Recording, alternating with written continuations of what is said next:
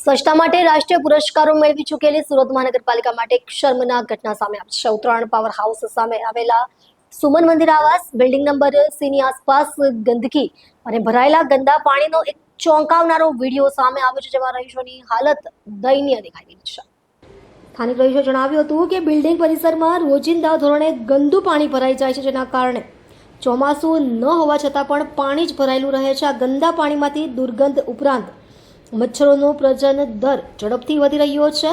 સ્થાનિક લોકોના જણાવ્યા મુજબ પાછલા કેટલાય સમયથી આ વિસ્તારમાં ડેન્ગ્યુ, મેલેરિયા અને ચિકુનગુનિયા જેવા મચ્છરજન્ય રોગોના કારણે લોકો વારંવાર બીમાર પડી રહ્યા છે। લોકોએ રોષ વ્યક્ત કરતા કહ્યું કે સ્વચ્છતા સર્વેક્ષણમાં નંબર 1 આવવા અને એવોર્ડ લેવા માટે પાલિકા તંત્ર દોટ લગાવે છે, પરંતુ આ જ તંત્ર મૂળભૂત ગટર વ્યવસ્થા અને સફાઈ જેવા જનતાના સીધા મુદ્દાઓ પ્રત્યે આંખડા કાન કરી રહ્યું છે।